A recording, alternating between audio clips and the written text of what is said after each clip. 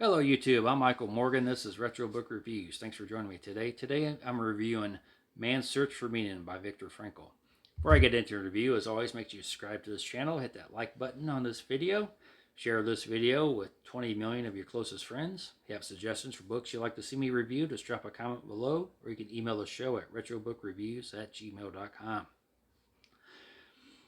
Okay, Man's Search for Meaning is the English translation of Frankl's earlier work, which was called A Psychologist Experiences the Concentration Camp, which was first published in German in 1946, and it was later published under the title Say Yes to Life in Spite of Everything.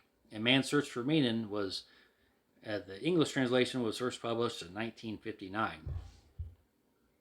And Man's Search for Meaning is published in two parts. So the first part deals with Frankl's experiences in the four Nazi concentration camps he was imprisoned in during World War II. And part two is a brief description of logotherapy, which was the basis for Frankl's psychiatric practice.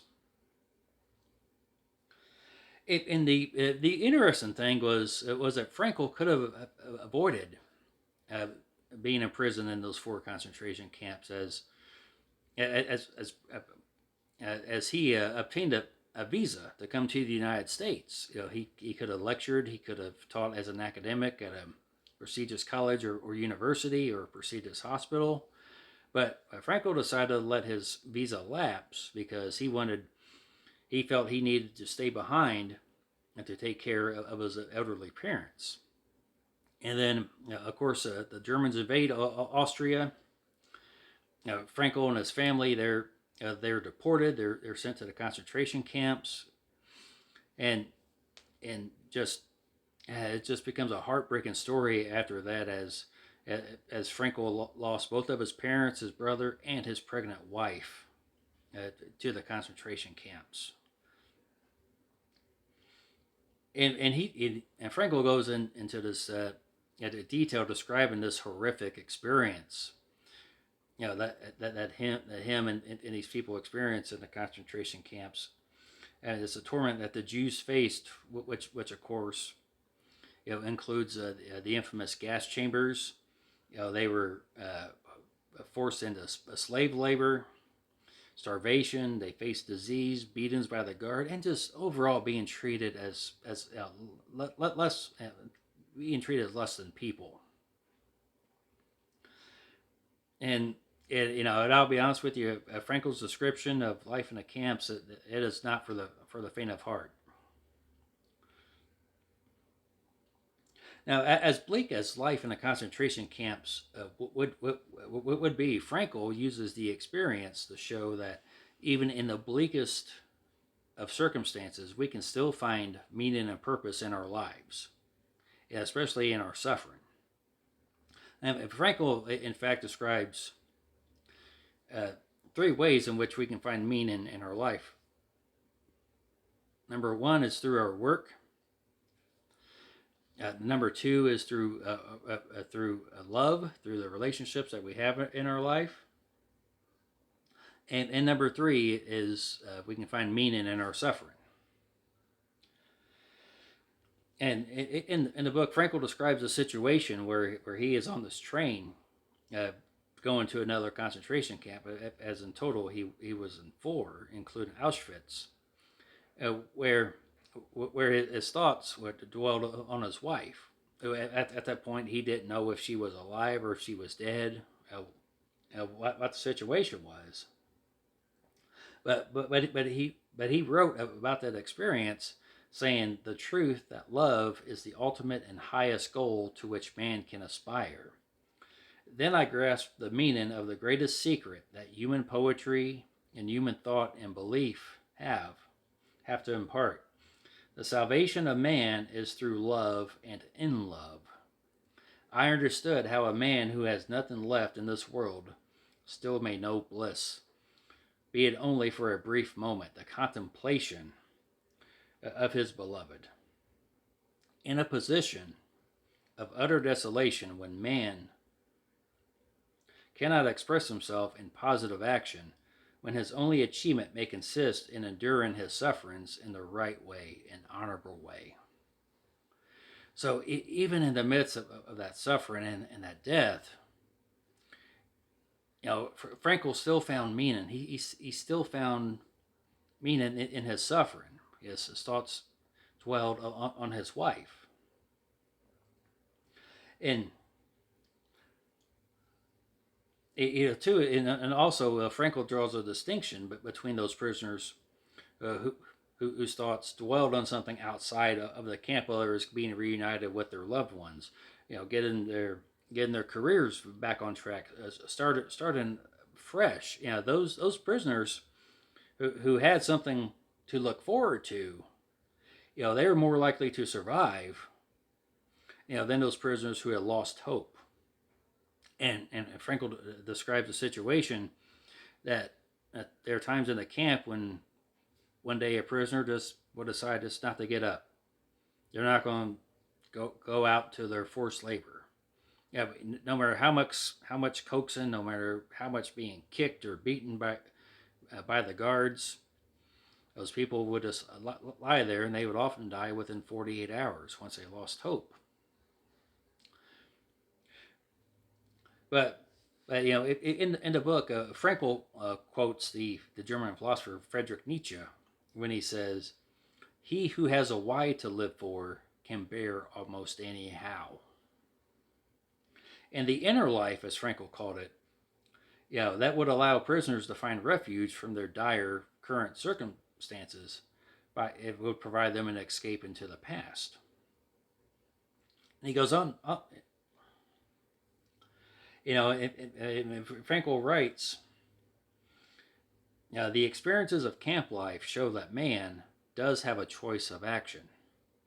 There were enough examples, often of a heroic nature, which proved that apathy could be overcome, irritability suppressed, and can preserve a vestige of spiritual freedom, of independence of mind, even in such terrible conditions of psychic and physical stress.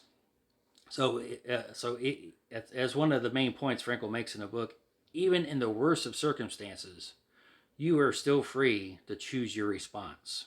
Nobody can take that from you. It doesn't matter what you're facing in your life. You may be facing stage 4 cancer. You may be going through a period of unemployment. You may be going through relationship difficulties. You still have the freedom to choose your response to what you're going through in your life.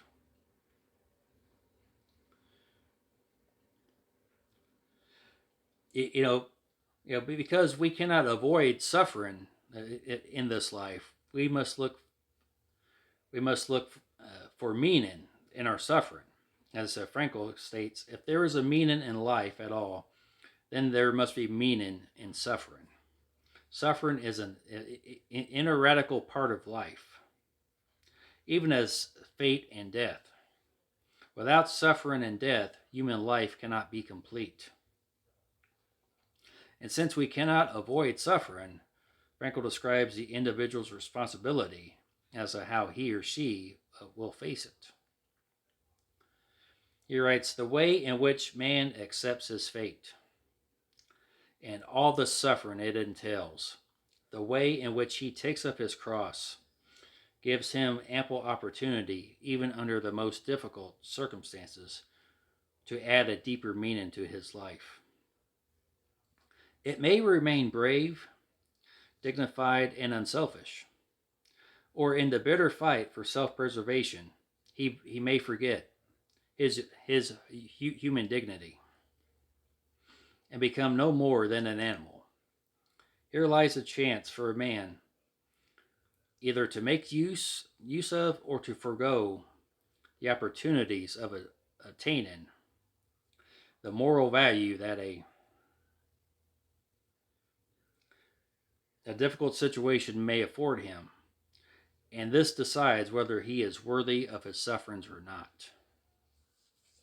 So once again, he brings home the point that suffering and drawing meaning from our suffering can make our life complete. We may not know immediately the purpose of our suffering. We may never know to the end of our life, but we can use that. We are able to pull meaning out of that. We have that opportunity. And finally, we get to the ultimate question. From a book called Man's Search for Meaning, we get to the ultimate question: what is the meaning of life? This is a question that has been pondered by individuals and philosophers and theologians, ever since you know man first came upon this earth. People have asked that question. Now, Frankl states that there is not one overarching meaning to life. Because you can't speak of life in a general sense, such as that. So life's not something vague; it's something real. And Frankl writes, life ultimately means taking the responsibility to find the right answer to its problems and to fulfill the task which it constantly sets for each individual. These tasks, and therefore the meaning of life, differ from man to man and from moment to moment. So to summarize, Frankl discusses how each individual finds their own meaning to life. And it will vary from person to person. One person's meaning to life won't be the same as another person's meaning to life. So let's say, for example, let's say if you're a husband, if you're a wife, you're a father, you're a mother. One of the ways that you draw meaning from life is by showing love to your spouse and love to your children, and you find that meaning and purpose in taking care of them, accepting the responsibility that comes with being a husband, being a wife, being a mother, being a father. Or maybe you find purpose in the work that you do. Maybe that gives you a greater purpose. No matter no matter the kind of work that you do. Maybe you're working on climbing the corporate ladder, building a business empire, or maybe you're helping others by being a surgeon. Whatever the case, we have that opportunity to draw meaning from our lives. And then, as I mentioned, the second part of the book deals with Frankl's description of logotherapy. It's about how it just goes into further detail about how we find a meaning in our lives through our work or love or through that which we suffer. And Man's Search for Meaning is one of the most thought-provoking books I've ever read. While I was reading this book, I would often think of some of the painful and moments of my life. The times of my life when I was suffering the most, which of course do not compare to what Frankl describes in the concentration camps. I'm in no way, saying that my experience equates with what Frankl describes in the book. But too, it helped me reflect that there's a deeper meaning to what we've gone through in what we go through in our lives when we go through the pain in our suffering. And as I reflected on how I can draw a deeper meaning from those experiences, and how to reframe those experiences in light of what I've read in this book. So, I urge you to get your hands on a copy of Man's Search for Meaning. And once again, I thank you for joining me today, and God bless you.